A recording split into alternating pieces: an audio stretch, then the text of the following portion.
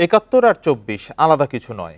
২৪-এর গণঅভ্যুত্থানের মাধ্যমে ৭১-এর চেতনা পুনরুজ্জীবিত হয়েছে বলে মন্তব্য করেছেন জাতীয় নাগরিক পার্টির আহ্বায়ক নাহিদ ইসলাম। সকালে স্বাধীনতা দিবসে জাতীয় স্মৃতিসৌধে শ্রদ্ধা জানানোর পর এই মন্তব্য করেন তিনি অভিযোগ করেন, যারা ৭১ আর ২৪-কে মুখোমুখি অবস্থানে দাঁড় করাতে চায় তাদের উদ্দেশ্য অসৎ। নাহিদ বলেন, ক্ষমতায় বসার জন্য যদি নির্বাচন চাপিয়ে দেওয়া হয় তা মানা হবে না। একদিকে ক্ষমতায় যাওয়ার জন্য নির্বাচন চাপিয়ে দেওয়া হচ্ছে, অন্যদিকে ফ্যাসিস্টদের পুনর্বাসনের ষড়যন্ত্র চলছে। সংবিধান আঁকড়ে পুরনো বন্দোবস্তেই দেশকে নিয়ে যাওয়ার পায়তারা চলছে বলে অভিযোগ করেন নাহিদ ইসলাম।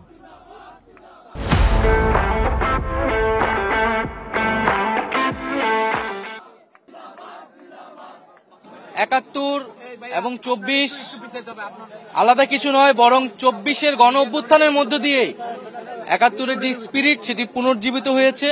বলে যারা এটাকে আসলে পরস্পর বিরোধী বা মুখোমুখি করে দাঁড়া করাচ্ছে তাদের উদ্দেশ্য অসৎ।